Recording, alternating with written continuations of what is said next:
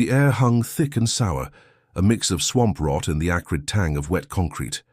I stood at the edge of what used to be my backyard, watching Ken from the HOA, a man whose face was a permanent scowl etched into a pasty landscape.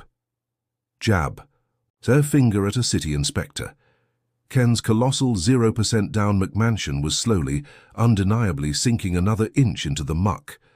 Flash flood warnings blared from parked squad cars, the sound a desperate counterpoint to the cheerful, croaking air frogs from submerged front lawns.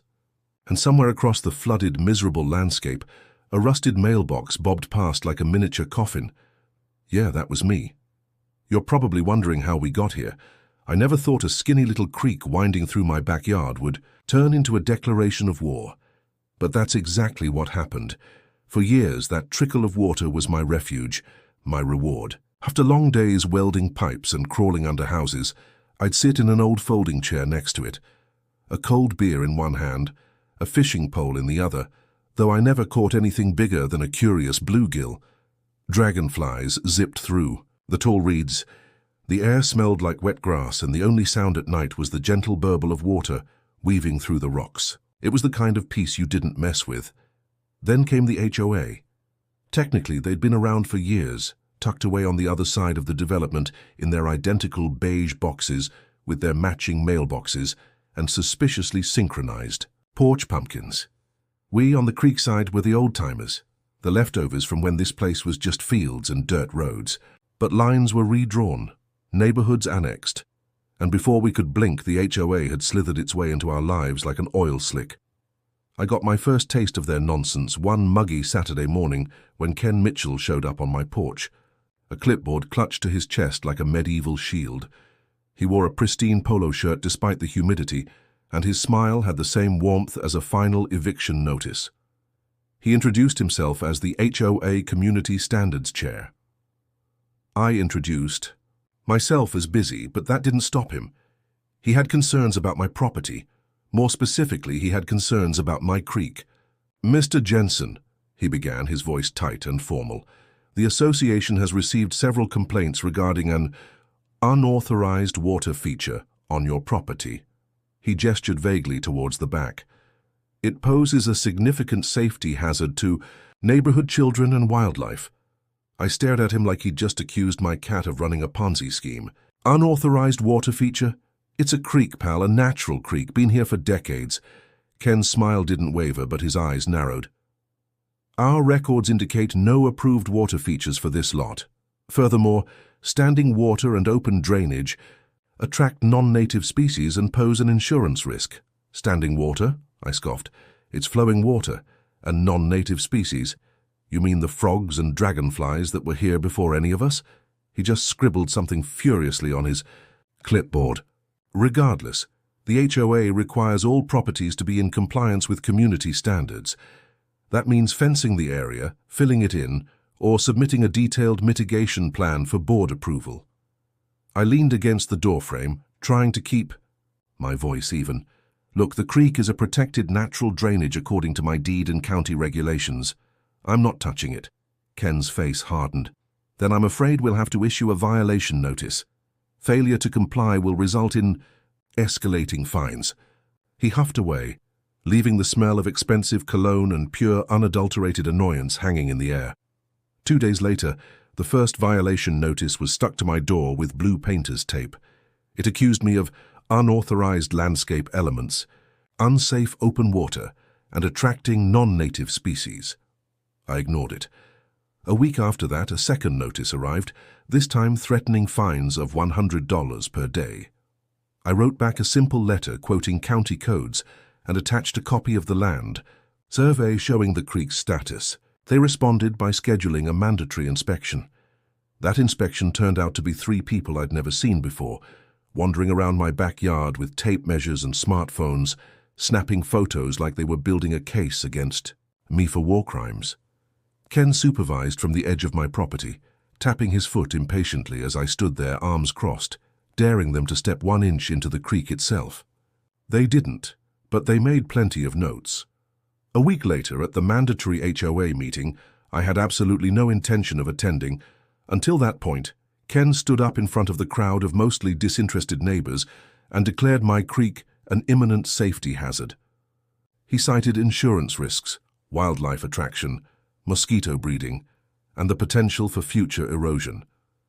The irony of calling a natural creek a hazard while living next to a marshy swamp was apparently lost on him. When I stood up to argue, he smiled that tight fake smile and handed me a packet of paperwork, demanding I either fence the entire creek, fill it in, or submit to weekly HOA inspections for the next year at my own expense. I told him, and the entire room exactly where he could stick his paperwork. Politely, of course. After that, things got worse. Anonymous complaints about my overgrown landscape and failure to maintain property standards started appearing on my door every other day. My mailbox was mysteriously knocked off its post. One morning, someone dumped a pile of landscaping rocks into the shallow end of the creek, making it back up a little and pool against the banks.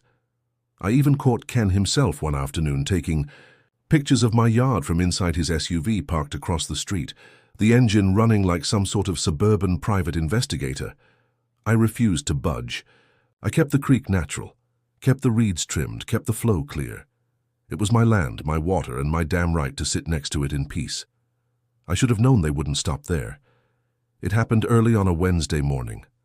I was sipping my coffee on the back porch when I heard the low rumble of heavy equipment. At first, I thought it was city workers fixing the pothole up on Maple Drive. But the sound got closer, much closer. I stood up just in time to see a small cement truck backing slowly down the side alley between my house and the next. A man in a neon vest and hard hat was guiding it, shouting to the driver over the growl of the engine. I sprinted down the steps and across the yard just as they positioned the chute directly over the upper curve of my creek. "Hey!" I shouted, waving my arms. "What the hell do you think you're doing?" The guy in the vest barely glanced at me. "Just following work orders, sir. Drainage mitigation project, approved by the HOA." Before I could get another word out, the chute swung down and a thick grey slurry of wet concrete began pouring into the creek. I lost it. I charged forward, but slipped in the muddy grass and went down hard on my side, scraping my arm. By the time I scrambled back to my feet, the cement was already spreading like a toxic ooze, coating the pebbles, drowning the reeds, suffocating the water itself. Frogs leapt desperately away from the flow, but some were too slow, trapped in the sticky mess as it hardened. The driver kept the drum spinning, casually filling the entire upper bend with thick grey sludge, while the vest guy checked the clipboard and nodded approvingly. I screamed at them to stop, to show me paperwork, to get off my land, but they just ignored me. By the time they finished and pulled away, my beautiful creek had been reduced to a grotesque concrete scar, a silent, lifeless ditch that stretched from one end of the yard to the other. A slow rage settled into my bones as I stood there, dripping mud and blood, staring at the smoking ruins of what had once been the soul of my home. Ken watched from the sidewalk, arms crossed, smiling like he'd just won a game of chess, he thought. I didn't even know we were playing. I wiped the mud from my eyes, straightened up, and smiled right back. Let him have this round. He had no idea what kind of storm he had just unleashed. Ken watched from the sidewalk, arms crossed, smiling like he'd just won a game of chess. He thought I didn't even know we were playing. I wiped the mud from my eyes, straightened up, and smiled right back. Let him have this round. He had no idea what kind of storm he had just unleashed.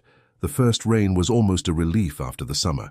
Not a gentle shower, but a heavy sheet of grey rolling in from the west, drenching the baked streets of our neighborhood in a welcome flood of cool water.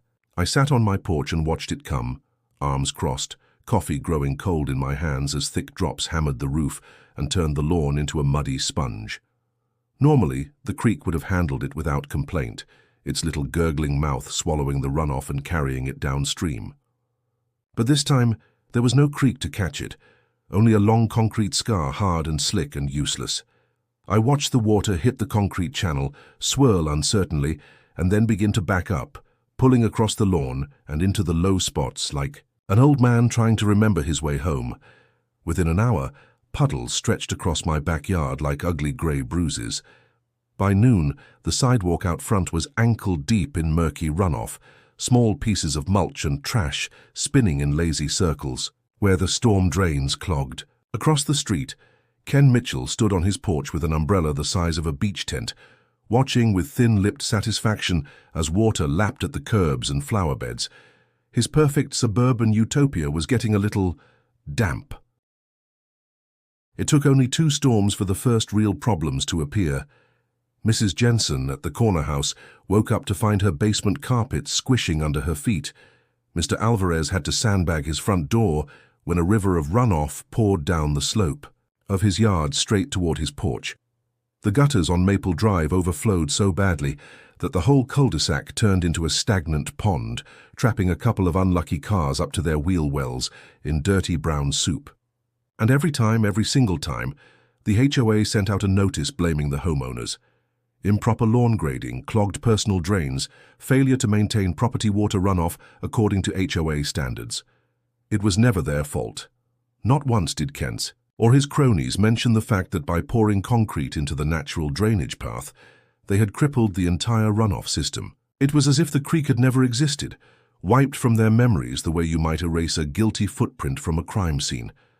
I said nothing publicly. I went to the meetings, nodded politely when they showed satellite photos with red circles around problem areas, watched as they passed new emergency measures requiring mandatory property drainage inspections, which coincidentally cost $250 per household. I played the fool, while inside I documented everything. Every storm, I walked the neighborhood with my old Nikon camera slung around my neck, pretending to be a hobbyist photographer while quietly snapping hundreds of photos. Flooded yards, submerged mailboxes, water pooling along the newly landscaped. Common areas. I kept a notebook too, filled with times, dates, locations, and notes about which homes were affected worst. I even started flying my old drone after the bigger storms, capturing aerial shots of the way the water flowed or more. Accurately failed to flow, nobody seemed to notice. They were too busy bickering, because as the water problems got worse, so did the tension between neighbors. Mrs. Jensen accused the Alvarez kids of blocking the storm drain with a soccer ball. The Hendersons blamed the Patels for installing a new flower bed that supposedly redirected runoff onto their lawn. People who had once shared beers and barbecue recipes now filed formal complaints against each other for deliberate water mismanagement. The HOA naturally leaned into it. They appointed Ken to head up a new flood mitigation task force, which mostly seemed to involve him writing ever more aggressive violation letters and pushing through emergency fines with 0 votes. Meanwhile, the actual drainage infrastructure continued to rot under the pressure. The few storm drains we had were never meant to handle the full runoff of our area without the natural creek doing its job. And they choked under the weight of the storms, like a man trying to breathe through a straw. The streets cracked, lawns washed away, mold crept up the sides of garage doors, and still somehow the blame always seemed to land at the feet of the residents. I heard one neighbor muttering bitterly at the mailbox one morning that maybe Ken ought to fine himself for not controlling the weather. The sarcasm was getting thicker than the floodwater.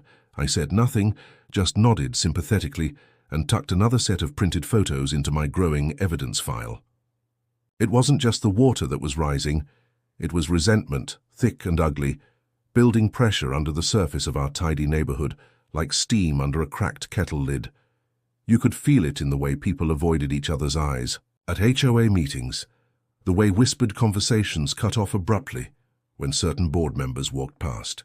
And Ken seemed to thrive on it. He strutted around in his HOA badge like it was a sheriff's star, relishing every new complaint, every new fine levied against homes he didn't like.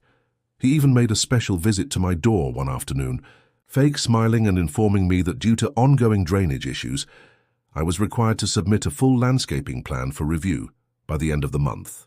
Does the plan need to account for the literal wall of concrete you poured into my property without my permission? I asked, my voice flat. He blinked slowly.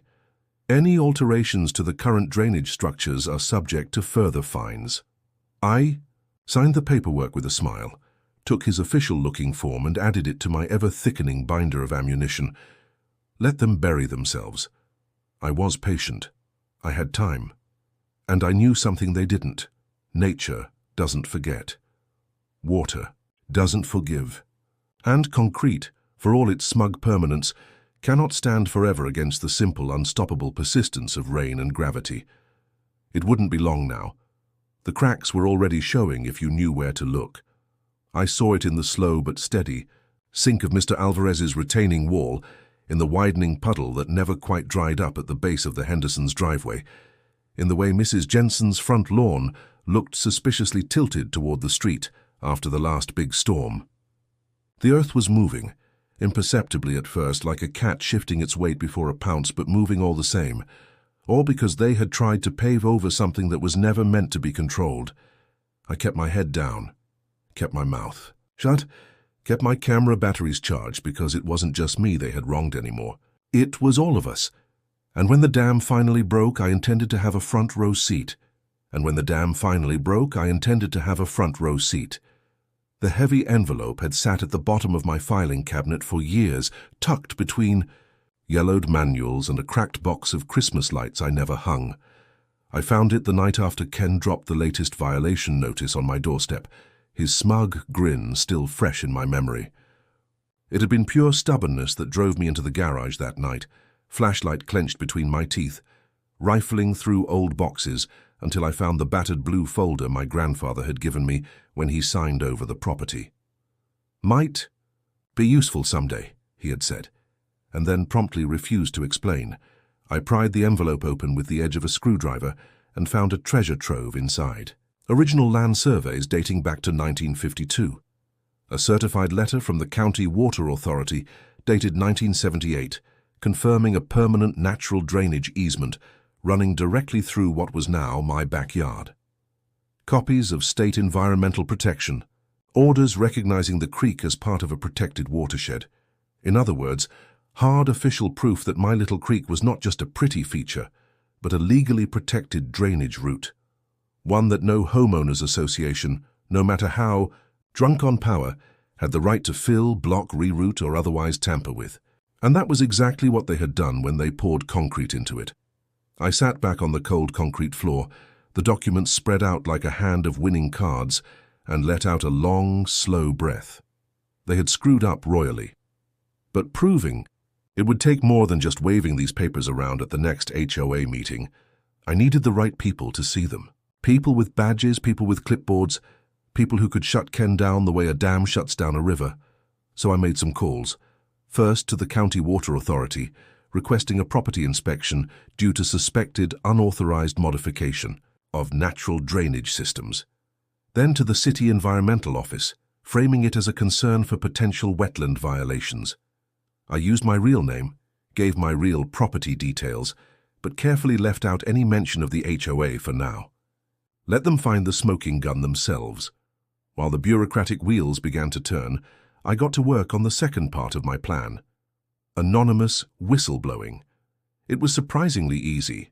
A burner email account, a carefully crafted message explaining the situation, complete with aerial drone photos, time-stamped pictures of the concrete pour, copies of the old easement documents, and links to county code violations. I sent it to every local news station, the city newspaper, a couple of popular suburban Facebook groups, and just for fun, the HOA gossip forum that Ken had banned me from last year. Then I waited. I didn't have to wait long. 3 days later, a white county truck rolled slowly down my street, followed by a second vehicle bearing the city seal. 2 inspectors got out, one carrying a clipboard, the other shouldering what looked like a surveyor's tripod. They crunched across the muddy sidewalk, carefully avoiding the flooded yards, and came straight to my front door. I invited them in, offered them coffee, and laid out the entire history in calm, measured tones backed by hard evidence. They listened, asked a few pointed questions, and then spent the next 4 hours meticulously inspecting the creek area, measuring the concrete fill, taking soil samples and snapping photos from every angle. I watched from my porch as they made notes, conferred quietly, frowned a lot, and finally shook their heads grimly before getting back into their trucks. Later that night, the first news story hit. It was a short segment on the evening news, grainy aerial shot of our neighborhood, floating on a lake of muddy water, while the reporter explained that unauthorized modifications to natural drainage systems had worsened flooding and possibly violated multiple environmental protections. They didn't name the HOA yet, but it was only a matter of time. The next morning I found a certified letter crammed into my mailbox, official notice of investigation.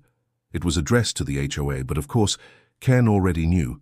The way he stormed into the emergency board meeting that afternoon told me everything. I stayed just long enough to watch him march up to the podium, face flushed, hair frizzed from the rain, and slam a thick stack of papers down in front of the shell-shocked board members. He accused the county of overreach, the city of corruption, the media of bias. He accused everyone but himself. Meanwhile, behind him, the projector screen flickered to life, showing images that had clearly been pulled from the whistleblower packet. Photos of the concrete truck pouring into my creek, maps of the natural easement running straight through my property, screenshots of the county codes they had violated in bold red text. The room went silent, except for the quiet hum of the air conditioning. Even the board members, normally quick to nod along with Ken's every decree, shifted uncomfortably in their seats, eyes darting to each other, to the floor, anywhere but at him. He was cornered, and he knew it. But Ken was nothing if not stubborn. He doubled down, claimed the concrete was a temporary erosion control measure, insisted that the HOA had the right to beautify common areas, even hinted that he had verbal permission from someone at the county to make improvements. But when one of the quieter board members timidly asked for written proof, Ken's mouth snapped shut like a steel trap, because there was none, and he knew it. That night, the second wave of news coverage hit, this time much harsher. Words like illegal, reckless, and potential civil and criminal penalties were thrown around with relish. Several residents were interviewed, some on camera, expressing their outrage, their fears about property values, their concerns about mold and foundation damage. A local environmental watchdog group picked up the story and started circulating a petition demanding a full investigation and restitution for affected homeowners. Within a week, the county posted official violation notices on the community center doors. City inspectors began knocking on doors, not to issue HOA fines, but to conduct property inspections related to flooding and foundation integrity. Lawsuits started brewing in the background, rumors spreading like wildfire that several homeowners were planning to sue both the HOA and individual board members for negligence and property damage. And at the center of the storm stood Ken, desperately trying to plug the leaks in a ship that was already halfway underwater. He tried to rally his loyalists, the few die-hard rule followers who still believed in the righteousness of HOA governance, but their numbers dwindled with every soggy basement and cracked wall. He tried to spin the narrative, claiming victimhood, alleging conspiracies, but nobody was buying it anymore. The neighbors who once nodded along to his tirades now crossed the street to avoid him. The board meetings, once packed with sycophants, now barely scraped together a quorum. His kingdom was crumbling, and he had no idea how to stop it. I watched it all unfold from my porch, sipping my coffee, flipping through the growing stack of news articles and legal notices with quiet satisfaction. Because Ken might have had the HOA by the throat once, but now the county, the city, the news, and the law had him by the ankles, dragging him down 1 inch at a time. He had built his empire on arrogance and asphalt, poured his false confidence into concrete, and in doing so he had forgotten the most basic rule of all: nature always wins. And this time, it was going to win in spectacular fashion. The first set of city citations hit like a thunderclap. Thick envelopes crammed into every HOA board member's mailbox, each bearing the grim weight of official government letterhead and legal language sharp enough to cut steel. Ken's face when he opened his was something I would have paid good money to see, but the real show came later that afternoon, when the city posted the first red tags on the front doors of a dozen homes, including his. Unsafe structure, unstable, foundation, immediate occupancy restrictions pending remediation. In plain English, their dream houses had been declared unfit to live in. I sat on my porch and watched as families stood dumbstruck in the rain, staring at the bright orange warning placards like they couldn't quite process what was happening. Movers' vans clogged the streets within days, engines rumbling as bewildered homeowners scrambled to save what they could from houses that had begun sinking into the earth like slow-motion shipwrecks. Ken tried to fight it, of course. He hired a lawyer, threatened to sue the city, screamed at the inspectors in his driveway until his voice cracked, but it was no use. The damage was too obvious, the evidence too overwhelming, the paper trail of negligence too thick to ignore. The final nail came from the insurance companies. When the first claims rolled in for water damage, foundation collapse and mold remediation, the adjusters swooped in like vultures and pecked the corpses clean. Act of negligence, they said. Policy violations. Failure to maintain proper drainage structures. Denied, denied, denied. No payouts, no repairs, no hope. Without insurance money, the homeowners were trapped. Their properties worthless.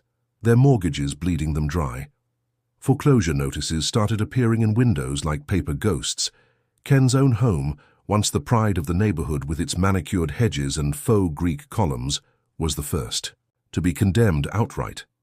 By the end of the month, he was living in a borrowed RV parked at the far end of the development, the wheels slowly sinking into the same mud he had unleashed. The HOA collapsed not long after. At the emergency meeting held in the gutted shell of the community center, the handful of remaining residents voted to dissolve the organization entirely. No fanfare, no speeches, just a simple majority raised in bitter, rain-soaked hands. Ken tried to object, but nobody even bothered to argue. He was finished and he knew it. The final financial report was read aloud in a voice so hollow it might as well have been a funeral dirge. Over $2.3 million in projected legal liabilities, 0 assets, bankruptcy imminent. A motion was made, seconded, and approved to dissolve. The HOA effective immediately. Ken was last seen dragging boxes of shredded documents out of the community center under the watchful eye of a city marshal. But the story didn't end there. Because even as the HOA died its well-deserved death, the neighborhood faced a choice: try to patch up the broken system the old way, or return to the land's original wisdom. The vote to restore the natural drainage passed with almost no opposition. The County Environmental Office offered grants for watershed restoration. Volunteers lined up to help. Even some of the displaced homeowners who had once snubbed me offered to pitch in. For weeks we dug, shoveled and planted, peeling back the concrete scars to reveal the soft, thirsty earth beneath. We rerouted the water along its old path, not with pipes and pumps and asphalt, but with native grasses and willow trees and carefully placed stones. The first time the creek flowed again, clear and laughing through my backyard, it was like hearing an old friend call my name after a long absence. I sat beside it, legs dangling in the cool rush of water, and smiled as the dragonflies returned, the frogs croaked in the reeds, and the land itself seemed to exhale in relief. But I wasn't quite finished. One sunny morning, while the neighborhood bustled with the sounds of rebuilding and renewal, I planted a small wooden sign at the head of the creek, where it curved into my property. I carved the letters myself with a whittling knife, slow and deliberate, until the message stood out. Clean and bold for anyone passing by to see. Nature always wins. It wasn't spite. It wasn't gloating. It was truth, pure and simple. For all their rules and fines and concrete and arrogance, they had forgotten the oldest law of all, that no matter how high you build your walls, no matter how many papers you sign or stamps, you cannot conquer the land forever. It remembers, it waits, and when the time is right, it reclaims what is its own. Ken left the neighborhood shortly after that, towing his battered RV behind a rusted pickup truck with a cracked rear window. No farewell party, no parade, just a few curious glances and a lot of relieved sighs. The house he once lorded over now sat abandoned, half swallowed by the very swamp he had helped create, a monument to hubris and stupidity. The new families who moved in never asked much about the past. They saw the restored creek, the lush wetlands, the healthy trees and thriving gardens, and they were content to let the land tell its own story, a better story, a lasting one. Every so often I still find myself sitting by the creek, watching the water dance over the stones, listening to the frogs sing at sunset, feeling the earth solid and sure beneath my boots. I run my fingers over the rough wood of the sign and smile to myself, because I know what it cost to win this peace.